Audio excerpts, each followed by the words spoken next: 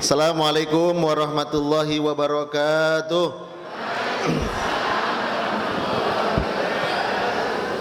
Alhamdulillah nahmaduhu wa nasta'inuhu wa nastaghfiruh wa na'udzu billahi min sururi anfusina wa min sayyiati a'malina may yahdihillahu fala mudhillalah wa may yudlilhu fala hadiyalah.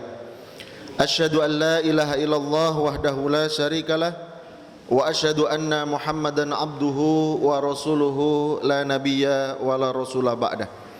Raditu billahi rabba wa bil islami dina wa bi Muhammadin nabiyya wa rasula.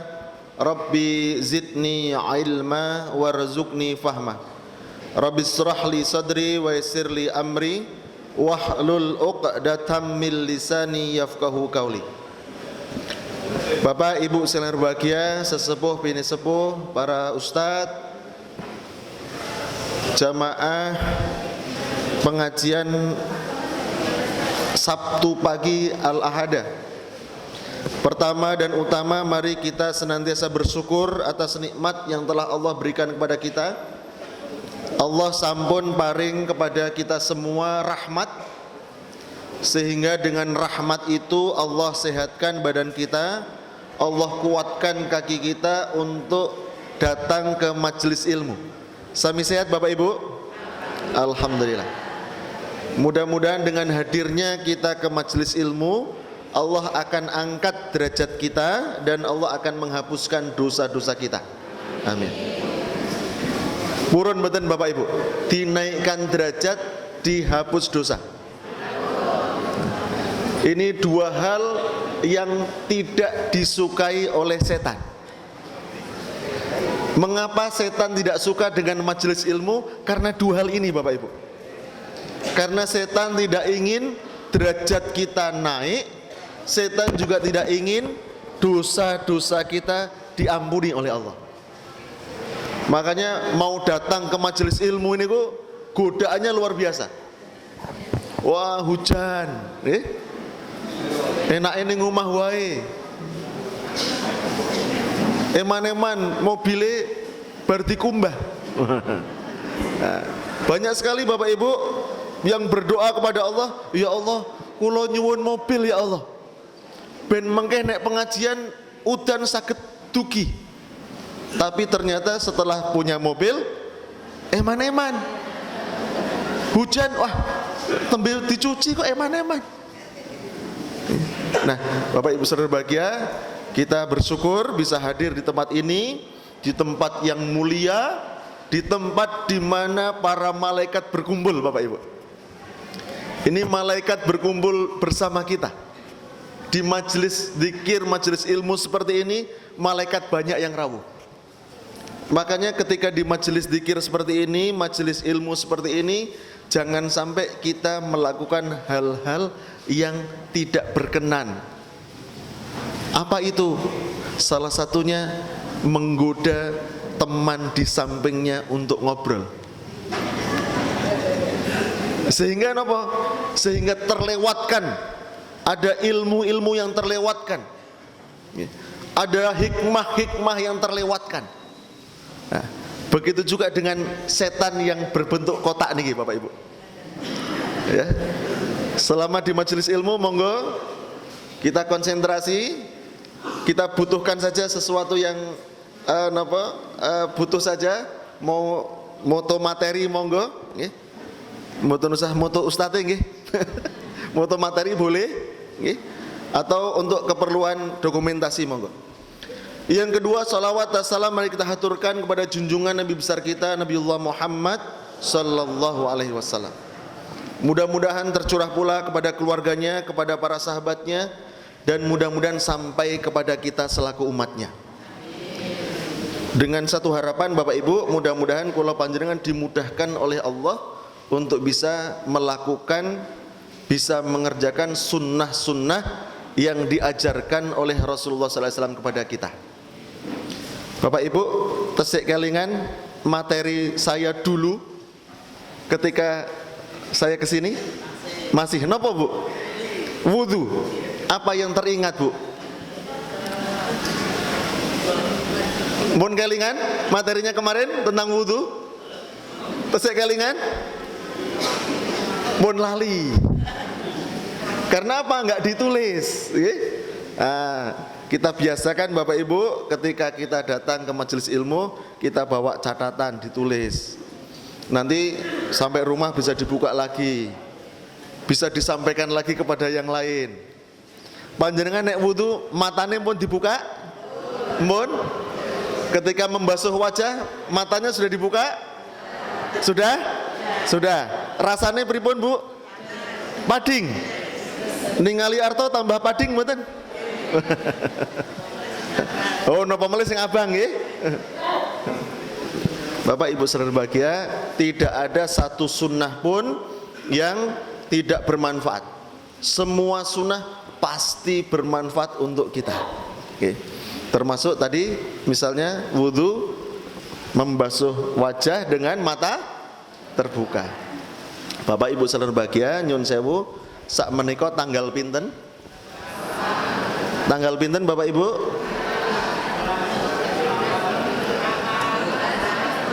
Nah, tanggal 12 Rabiul Awal.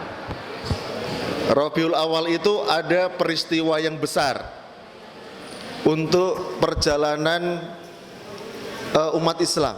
Yang pertama apa? Kelahiran Nabi Muhammad. Bapak Ibu saudara bahagia, terkait dengan tanggal kelahiran Nabi Muhammad ada perbedaan pendapat ulama. Ada yang mengatakan tanggal 8, ada yang mengatakan tanggal 9. Tetapi umumnya para ulama sepakat tanggal 12 Rabiul Awal. Namun untuk wafatnya beliau, Rasulullah juga wafat di bulan Rabiul Awal Bapak Ibu. Wafatnya semua sepakat juga tanggal 12. Tidak ada perbedaan pendapat tentang wafatnya Rasulullah. Wafatnya tanggal pinten? 12. Bapak Ibu saudara bahagia, banyak orang yang melakukan kegiatan yang terkait dengan bagaimana memperingati Maulid Nabi. Banyak sekali macamnya. Nah, kita pada pagi hari ini kita akan memperingati Maulid Nabi dengan cara berbeda. Caranya apa? Caranya kita mempelajari hadis-hadis yang diucapkan oleh Rasulullah SAW atau perbuatan-perbuatan yang dilakukan oleh Rasulullah SAW. Agar apa? Agar kita bisa menirunya. Nah, Maulid ini fungsinya untuk mengembalikan visi hidup kita sesuai dengan ajaran Rasulullah SAW.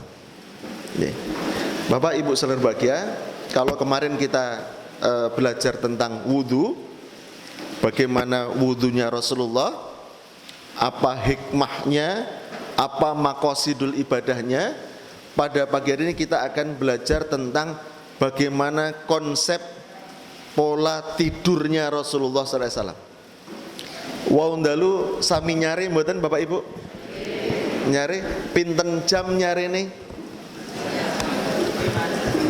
Pinten jam? Gangsal jam. Wonten sing 8 jam? Bapak Ibu nyun sewu, biasanya panjenengan nyari jam pinten? Jam 9, setengah 10. Jam pinten malih? Bapak Ibu saudara bahagia, saya baru tadi malam baca hasil penelitian yang dikeluarkan oleh jurnal dari Kanada. Orang yang terbiasa tidur di atas jam 11 malam ke atas niku livernya terganggu Pak. Padahal fungsi liver itu ada 1.500 fungsi. Kalau fungsi jantung pinten Pak? Cuma satu, mompa darah. Fungsi paru-paru pinten? Satu, untuk pernafasan. Fungsi liver niki ada 1.500 fungsi. Orang yang tidurnya itu di atas jam 11 malam, niku ternyata 91% mereka livernya terganggu. Bapak Ibu saudara bahagia, makanya Rasulullah SAW niku menyarankan kepada kita bar isya ken nyari. Rasulullah tidak menganjurkan kepada kita untuk begadang. Begadang itu boleh hanya dalam 3 saat, 3 keadaan. Wah, ditulis nih, mungkin medal pengujian nih, Bu. 1, ketika kita tolabul ilm, mencari ilmu, boleh begadang. Mencari ilmu sampai jam 12 malam, boleh. Kedua, saat kita berdakwah. Misalnya kalau di tempat kami Kelerasan, kalau pengajian rutin itu malam Rabu. Malam Rabu itu di tempat kami, di rumah kami itu habis maghrib sampai isya pengajian remaja, anak-anak SMP, SMA, 150 anak kurang lebih. Terus setelah isya sampai jam 9 malam kajian umum, ya sekitar 200 orang. Itu tiap malam Rabu. Boleh saat kita dakwah, kita diundang kemana-mana, misalnya malam hari pengajian, boleh kita begadang. Yang ketiga, kita boleh begadang saat ada obrolan antara suami dan istri, dialog antara suami dan istri, boleh. Nah, misalnya Mas Imron ngobrol-ngobrol kali Mbak Astri sampai jam 12 malam, boleh. Ngobrolkan apa? Ngobrolkan sesuatu yang manfaat. Pak, enaknya ini anak yang nomor 2 ini mau dipondokkan di mana ya? Oh, ini pilihannya pondok A, B, C, D. Ini kalau pondok A ini kelebihannya ini, kekurangannya ini. Pondok B kekurangannya ini, kelebihannya ini. Pondok C kelebihannya ini, kekurangannya ini. Itu kok panjenengan suami istri ngobrol sampai tengah malam, boleh, enggak apa-apa. Mau dilanjutkan hal yang lain, boleh. Tetapi di luar 3 hal ini enggak boleh, Pak. Berarti nek dalu-dalu wonten tiang sing nunggu kayu, boleh enggak? Nunggu kayu ngertos, Pak? Nah, enten. Nah, nunggu malih. Atau bahkan keplek, boleh? Nah, selain 3 hal ini tidak boleh, Bapak Ibu. Nah, Bapak Ibu saudara bahagia, mari kita mulai masuk ke materi. Ada 5 konsep pola tidur Rasulullah sallallahu alaihi wasallam. Bapak Ibu nyun sewu, ketika kita tidur itu kita tidur karena capek atau kita tidur karena kebutuhan, Pak? Berarti nek kesel mboten nyari, Bu?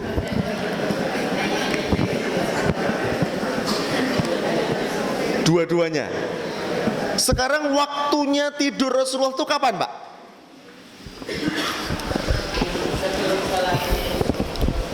Waktu tidurnya Rasulullah itu kapan? Coba nanti kita evaluasi sama tidurnya kula panjenengan nggih. Rasulullah niku tidur 3 waktu. Kalau kita buka di hadis-hadis, Rasulullah tidur di 3 waktu. 1 setelah isya wau yang saya ceritakan tadi. Kedua, menjelang sholat subuh. Tapi wonten catatannya, Bapak Ibu. Catatannya apa? Catatannya ketika Rasulullah nyari setelah isya, di tengah malam sudah bangun. Sehingga ketika mau menjelang subuh, Rasulullah justru istirahat sebentar. Agar apa? agar sholat subuhnya tidak terkantuk-kantuk. Menawi kula panjenengan nyarinya sebelum subuh apa malah setelah subuh?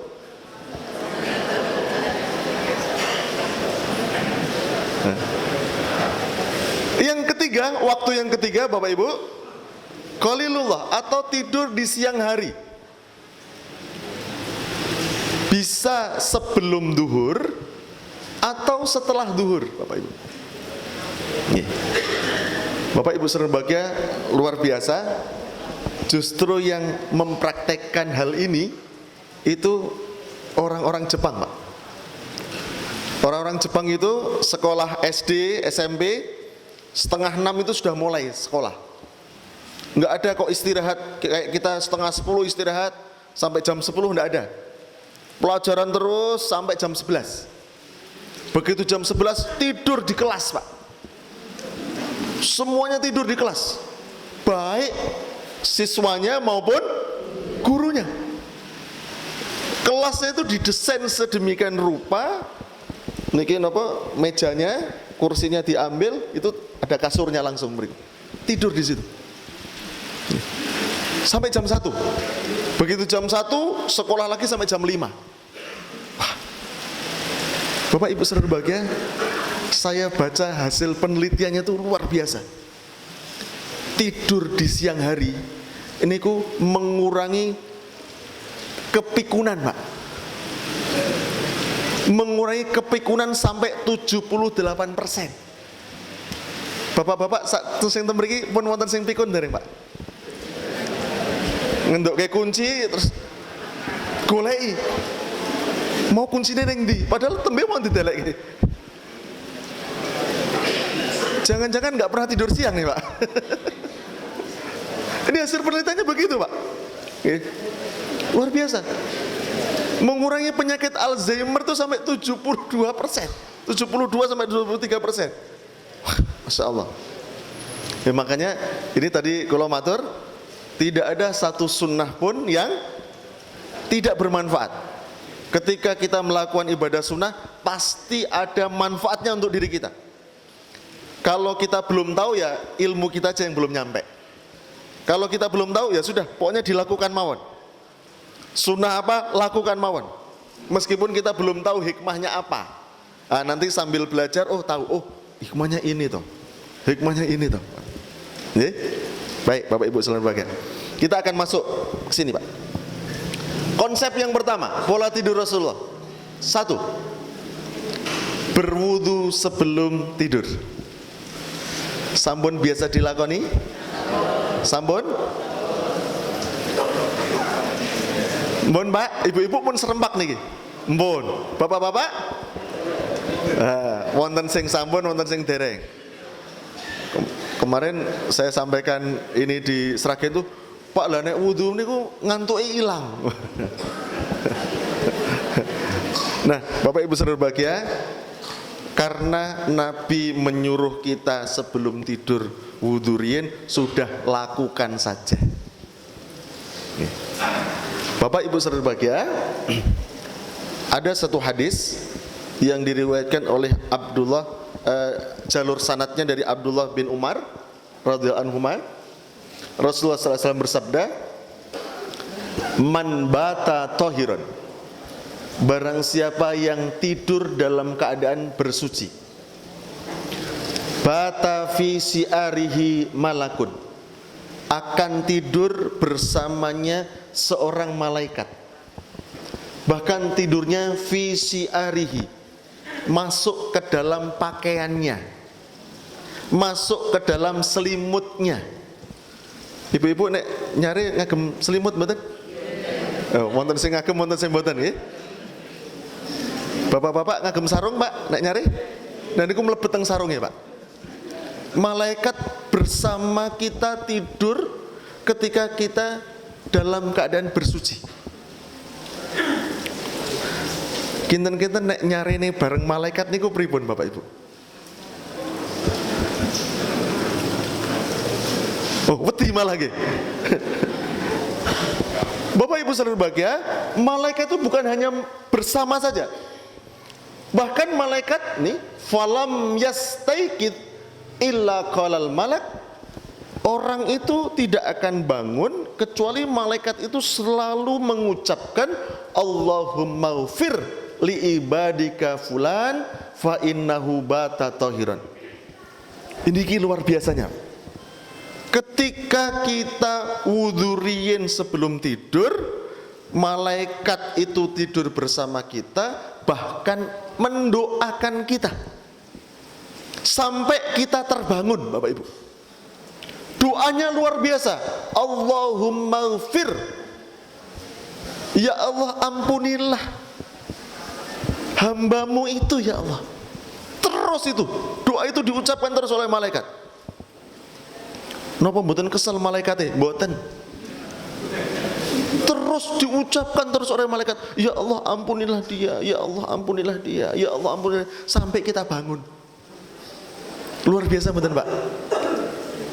Dosa kita banyak napa banyak nemen?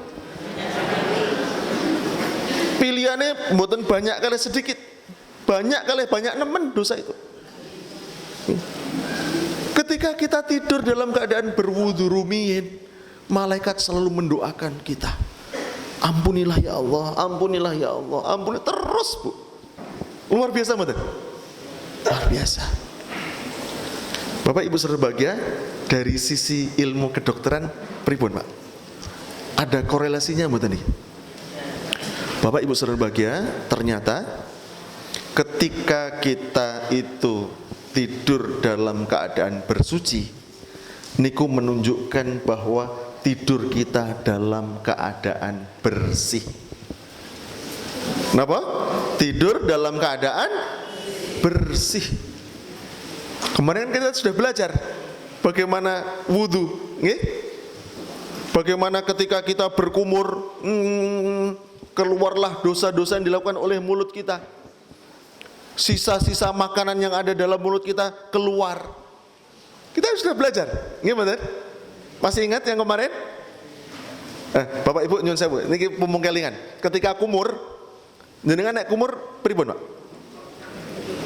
Sing penting anu terus di dalke ngoten apa pripun? Ternyata madmadho itu ngeten, Pak. Sampai menggerakkan wajah. Jadi kalau kumur niku sing temenanan, baru keluarkan. Ternyata Bapak Ibu saudara bahagia, orang-orang yang kena stroke, fisioterapinya salah satunya untuk mengembalikan simetrisnya wajah niku senam wajah. Ketika kalau tinggali senam wajah itu seperti apa? Loh, ini kayak kumur ketika wudhu. Nah, jenengan wonten sing keluarganya kena stroke, Pak? Coba untuk mensimetriskan wajah niku latihan senam wajah dengan apa? Berkumur niku. Masya Allah. Nah, satu pola tidur Rasulullah berwudurin sebelum tidur. Yang kedua, mengibas-ibaskan tempat tidur. Pun dilakoni Bapak Ibu niki? Sampun, Bu? Sampun. Ngagem napa? Seblak. Sapu lidi nika nggih? Bapak-bapak nggih sampun? Sampun. Napa? Wah, wis ibuke kok, Pak. Sami nggih. Nah, coba kita buka hadisnya Bapak Ibu. Rasulullah niku ngibas-ngibaskan dengan nopo? Nopo pakai seblak kados kita apa enggak? Ngoten nggih? Diturunkan lagi, Mas. Niki nih. Biar bisa nggih. Ya.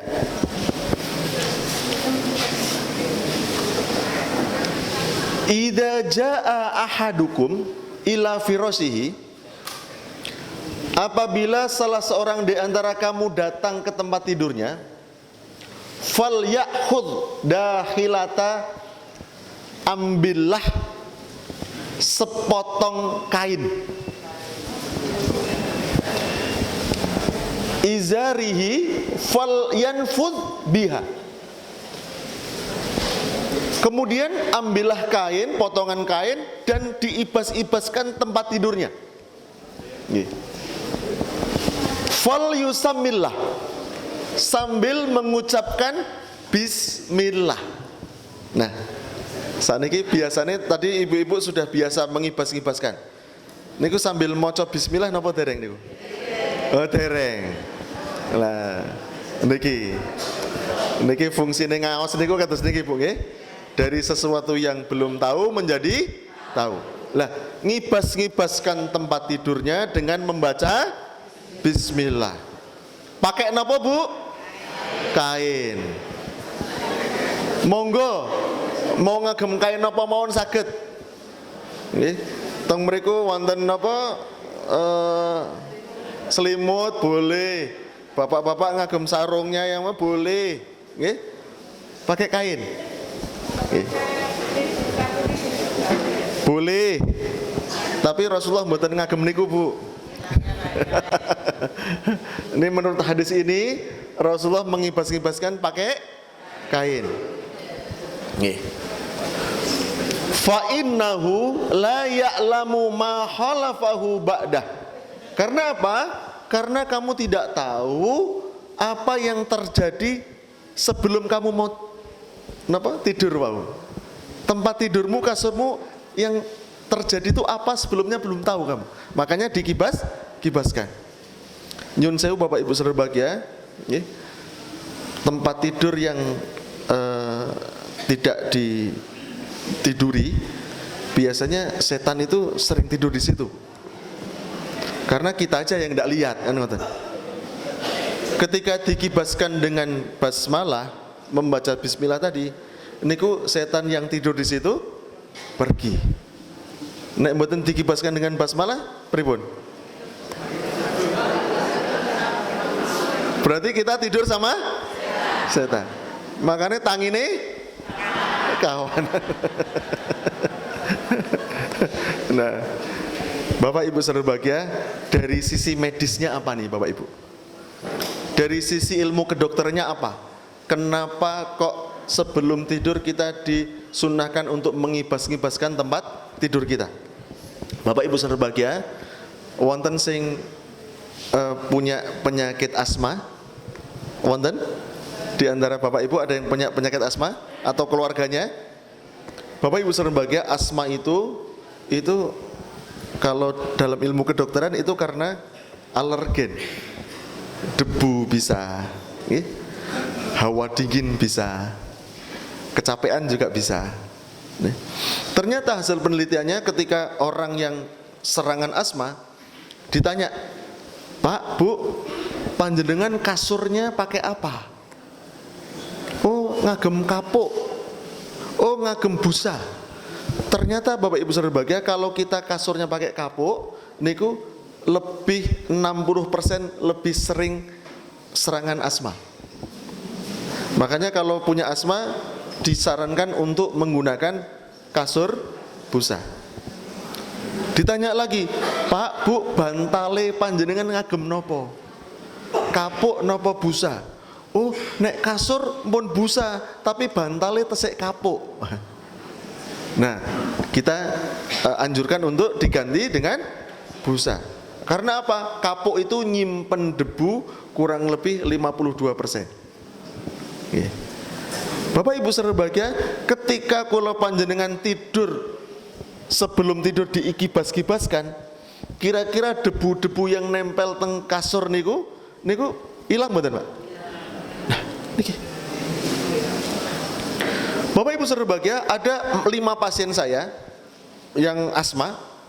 Kula matur, Mbak, kebetulan yang pertama ini putri 2 apa kelas 3 SMA. Mbak, jenengan coba kalau mau tidur dikibaskan, Mbak, tempat tidurnya. Dikibaskan pripun, Pak? Dikebut-kebut ke. Biar apa? Debu yang di kasur, dia soalnya bilangnya kalau bangun tidur kemudian asmanya kumat.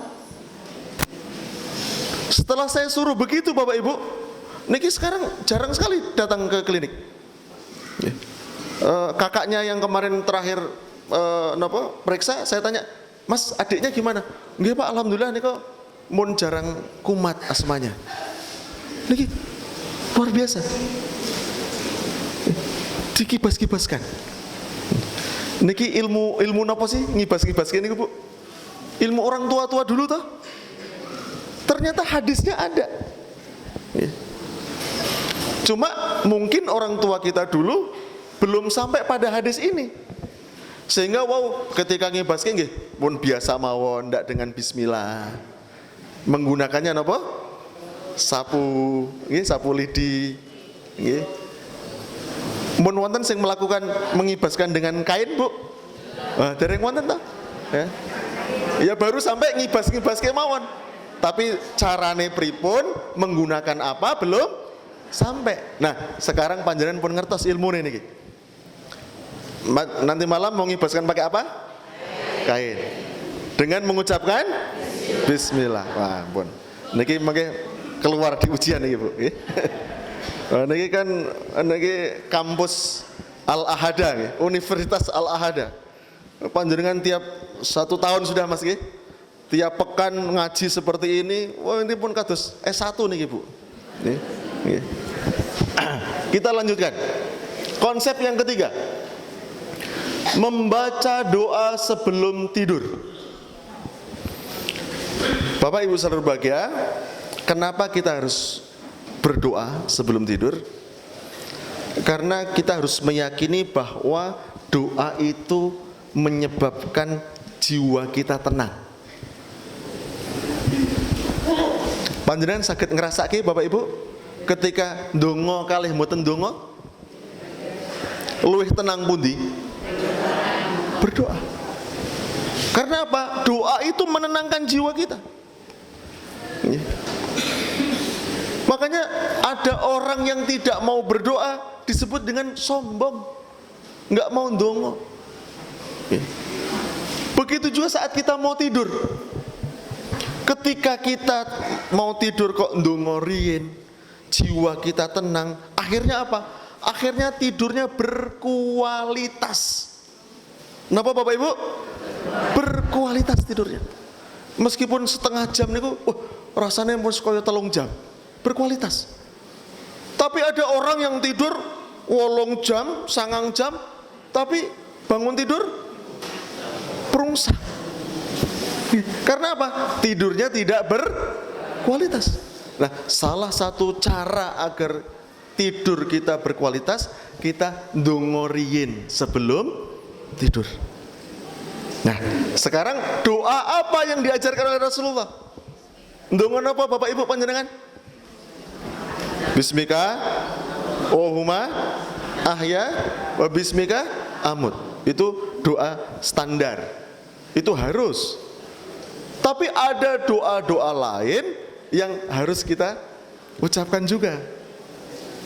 Sesuai dengan apa yang dicontohkan oleh Rasulullah. Apa saja itu? Yang pertama, anna Nabi sallallahu alaihi wasallam kana ida awa ila firasihi kulla lailatin. Bapak Ibu, perhatikan hadis ini.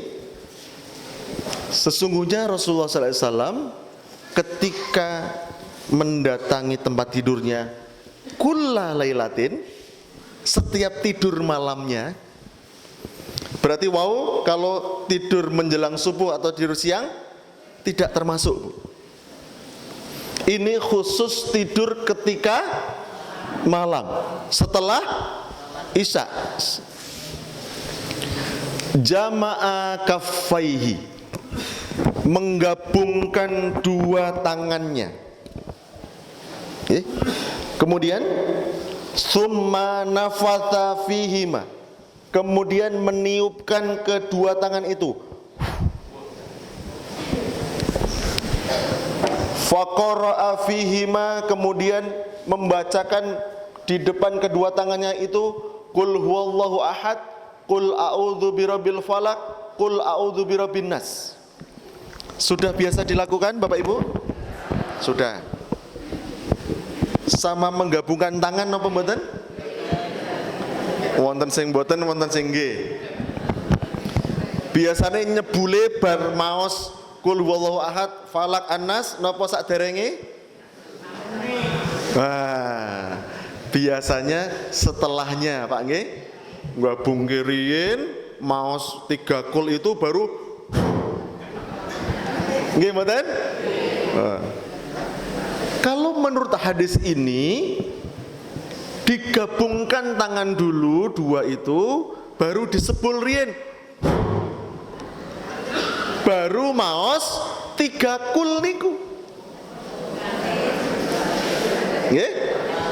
Nah, ya mungkin kemarin belum baca hadis ini. Nah, sekarang sudah ngertos.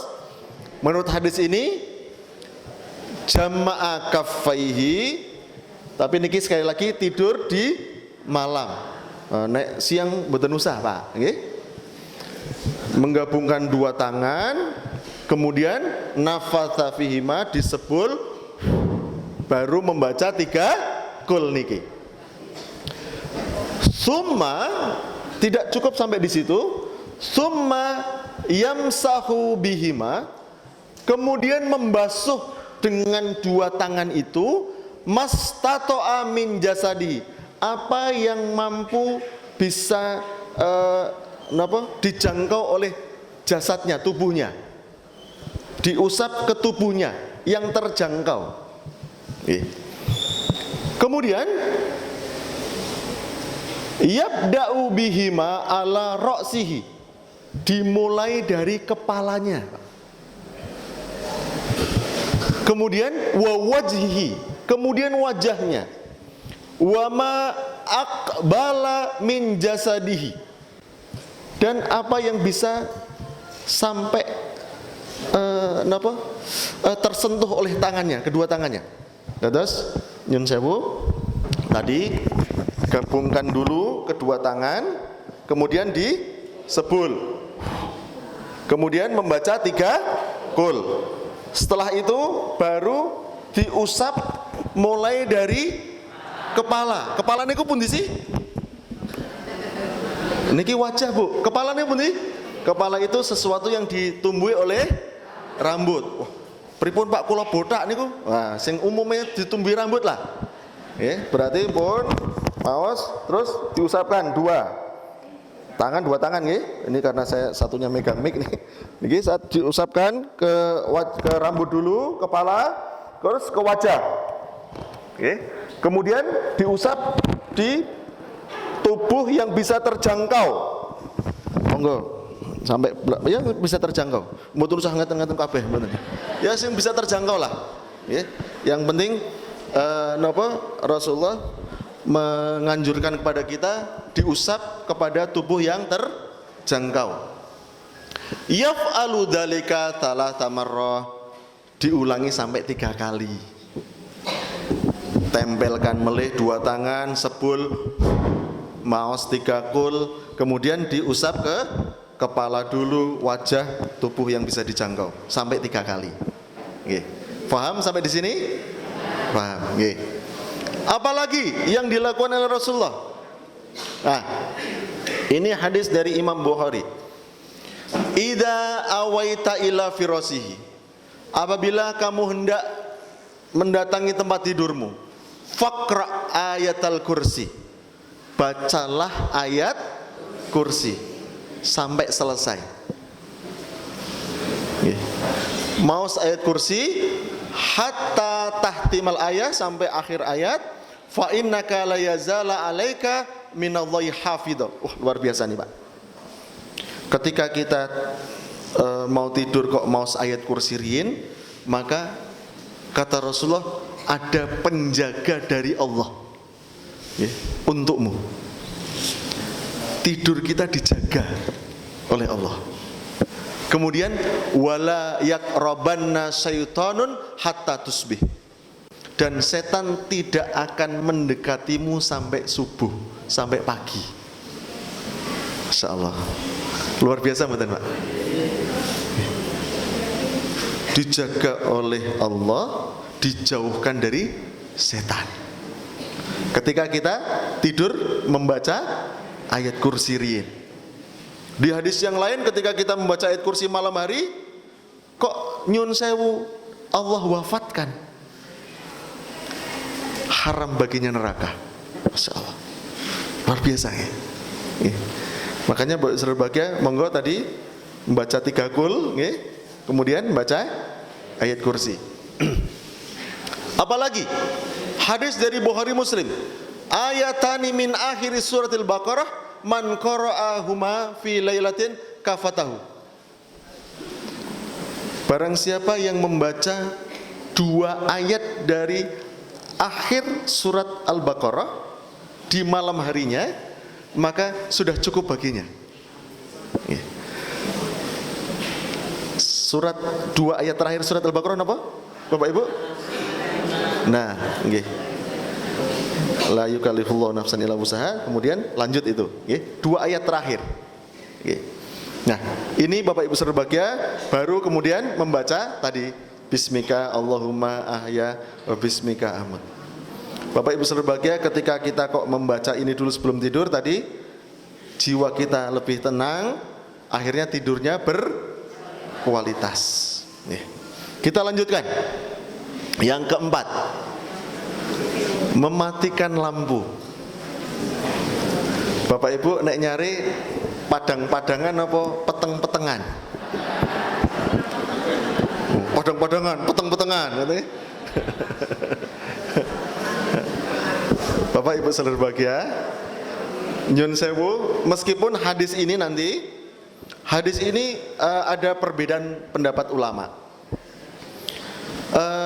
Ulama yang pertama mengatakan bahwa hadis ini kan kaitannya sama api, bukan lampu.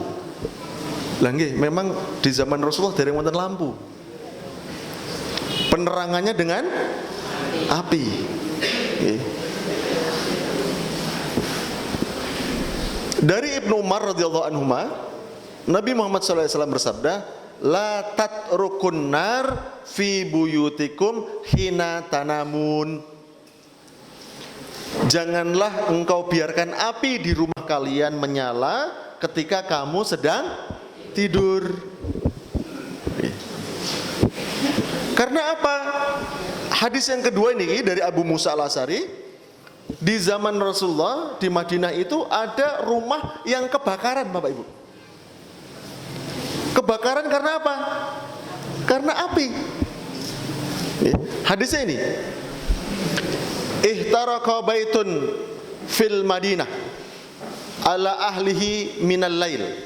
Ada sebuah rumah di Madinah terbakar mengenai ahlinya, penghuninya pada malam hari. Fahudditsa bisa'nihim an-nabi sallallahu alaihi wasallam. Kemudian kabar itu sampai ke telinga Rasulullah sallallahu alaihi wasallam. Qala, kemudian Rasulullah bersabda, inna hadhihin nar innama hiya aduwwul lakum. Sesungguhnya api itu adalah musuh bagi kamu. Fa idza nimtum, apabila kamu sekalian itu tidur, fa'atfi'uha ankum, maka padamkanlah api itu. Bapak Ibu saudara bahagia, hadis yang kedua ini ada kebakaran karena api di malam hari ketika orangnya sedang tidur. Di zaman sakniki kebakaran seringnya karena api napa karena listrik? Sehingga Bapak Ibu saudara bahagia, meskipun ada dua perbedaan pendapat ulama, sudah. Yang jelas ketika kita tidur kita harus hati-hati. Dari segi medisnya Bapak Ibu, ketika kita tidur dalam keadaan gelap, niki ternyata fungsinya luar biasa. Apa itu? Satu, meningkatkan hormon melatonin.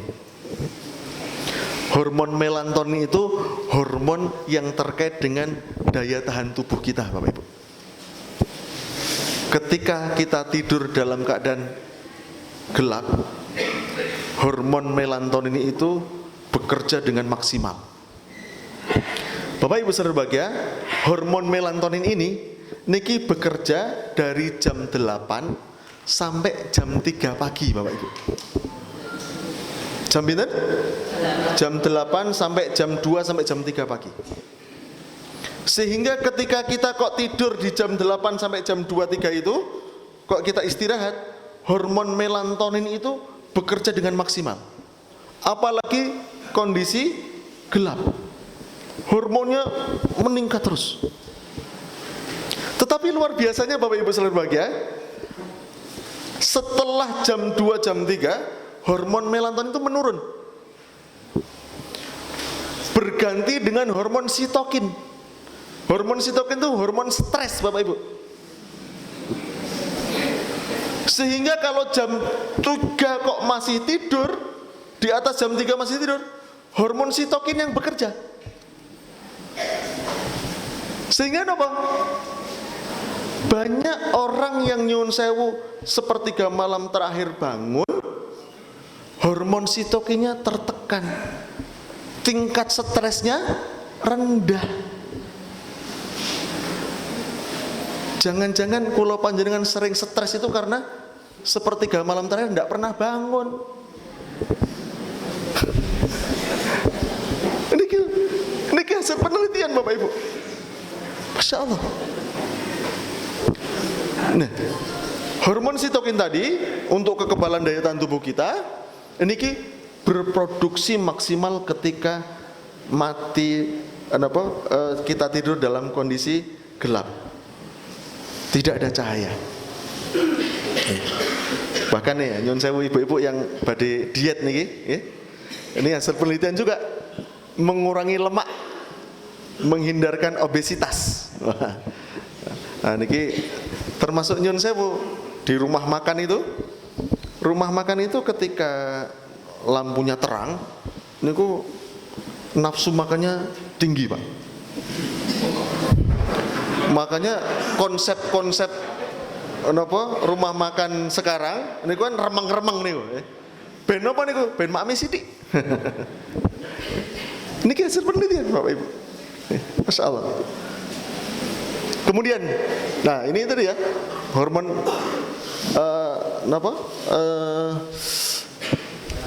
melatonin ini diproduksi dari jam 8 sampai jam 2, jam 3. Nah, Bapak Ibu berbahagia, makanya orang yang sering qiyamul lail, orang yang sering bangun di sepertiga malam terakhir, ini tingkat stresnya rendah. Karena apa? Hormon sitokinnya tadi ditekan, direduksi. Nah, ini yang keempat. Terakhir Bapak Ibu berbahagia, posisi tidur Rasulullah. Panjenengan nek nyare posisine pripun Bapak Ibu? Molah maleh. Atang-atang? Napa miring kanan, miring kiri, tengkurep? Ada yang terbiasa tidur tengkurep Bapak Ibu? Wonten? Nyun sewu, mulai sekarang kalau ada yang kebiasaan tidur sambil tengkurap, mulai sekarang harus dirubah. Ini tidur yang paling tidak disukai Allah. Bapak Ibu berbahagia, ada 2 hadis yang berkaitan dengan tidur tengkurap. 1, ketika Rasulullah masuk ke Masjid Nabawi, ada sahabat yang tidur dengan tengkurap. Kemudian Rasulullah masuk ke masjid, kok ada yang tidur tengkurap. Kemudian sama Rasulullah dipakai kakinya Rasulullah mboten ditendang Pak. Bangun. Ketika dilihat, ya Allah, Rasulullah ternyata yang bangunin. Kemudian Rasulullah mengatakan, kamu jangan tidur seperti itu. Itu tidur yang paling tidak disukai Allah. Hadis yang kedua, Rasulullah masuk ke Masjid Nabawi, ada sahabat yang tidur dengan posisi tengkurap. Ketika itu Rasulullah tidak membangunkan Bapak Ibu, tetapi Rasulullah ngandani sama sahabat yang di sampingnya, kamu mau tahu tidurnya ahli neraka itu seperti itu. Sehingga Bapak Ibu berbahagia, mulai sekarang kalau ada yang kebiasaan tidur sambil tengkurap harus dirubah. Terus bagaimana tidurnya Rasulullah? Miring kanan Pak. Coba nek tidur miring niku ekonomis kok Pak. Ranjangnya niku 2 meter nggih, 180. Nek miring niku kinten-kinten saged tiyang pinten niku? Nek adang-adang malah tiang tiga nggih. Nek miring-miring kabeh tiang gangsal saged niku. Ekonomis. Bapak Ibu sebagian niki hadisnya.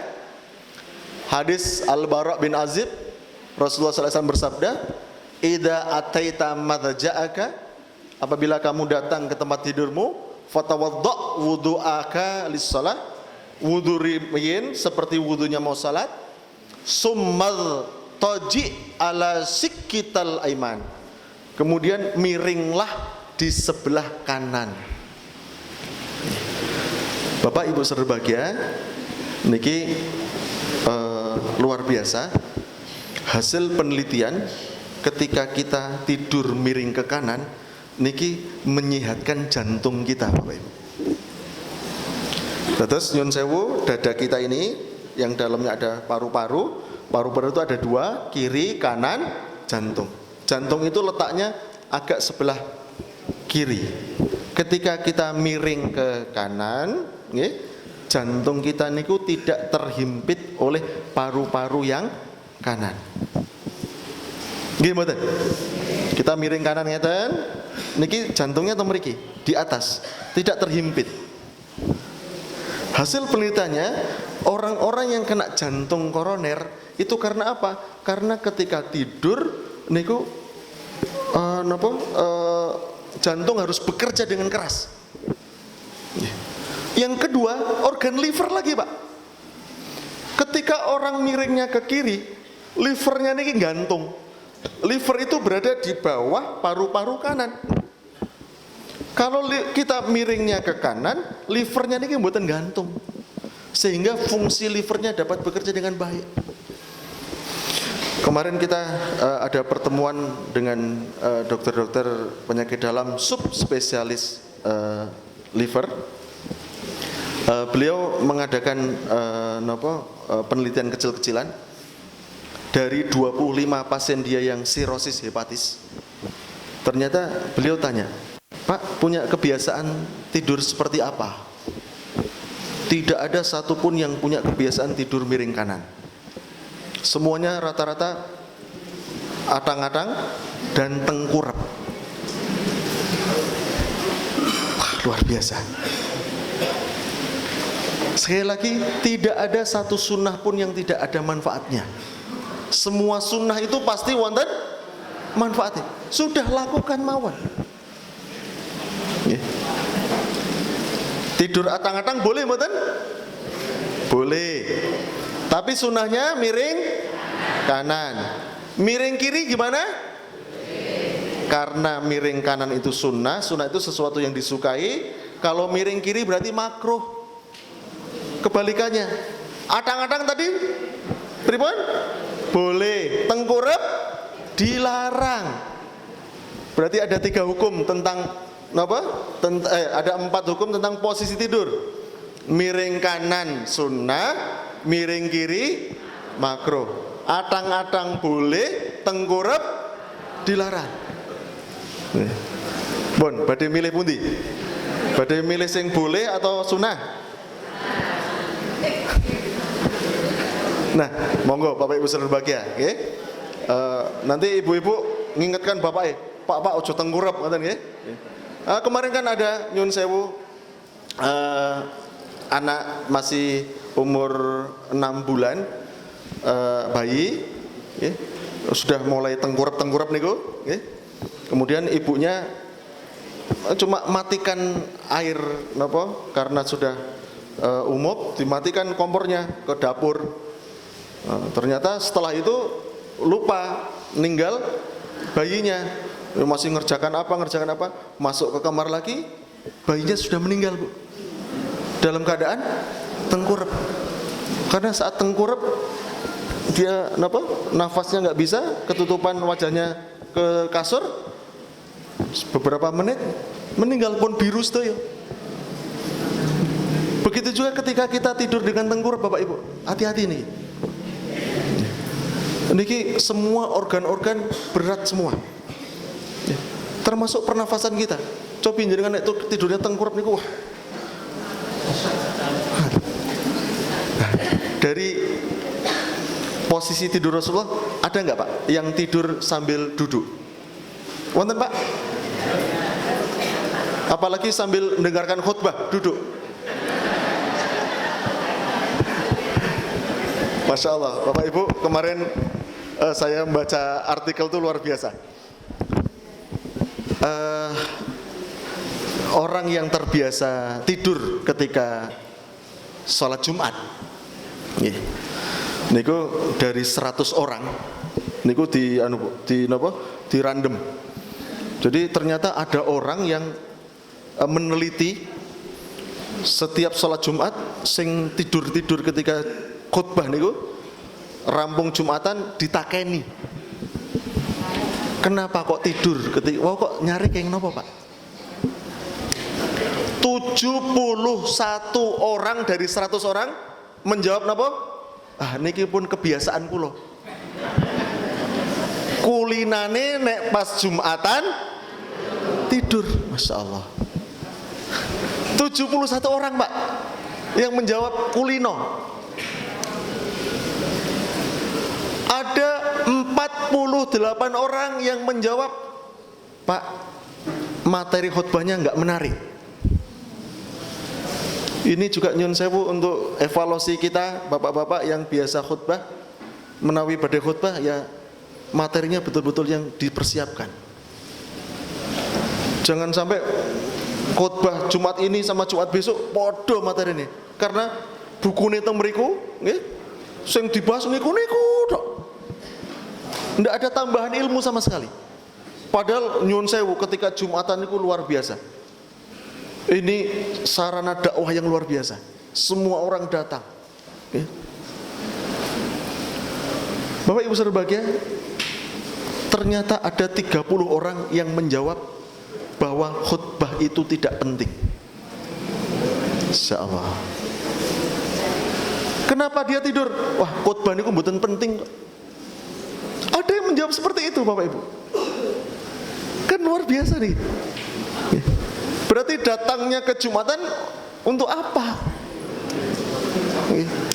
Nah niki Bapak Ibu berbahagia, monggo. Mudah-mudahan ini ada manfaatipun. Ini pun jam 7 pas. Ada 5 pola tidur Rasulullah. Yang pertama apa? Wudhurin. Kemudian yang kedua, mengibas-ibaskan tempat tidur. Yang ketiga, berdoa. Yang keempat, matikan lampu. Yang kelima, posisi tidur sambil miring. Demikian Bapak Ibu berbahagia, mugi-mugi niki wonten manfaatipun.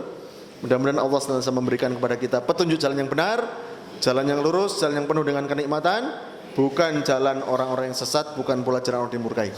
Mudah-mudahan hidup kita hidup sing manfaat, dan akhir hidup kita mudah-mudahan husnul khatimah. Kurang lebihnya kalau nyampunten, saya kembalikan kepada pembawa acara. Assalamualaikum warahmatullahi wabarakatuh.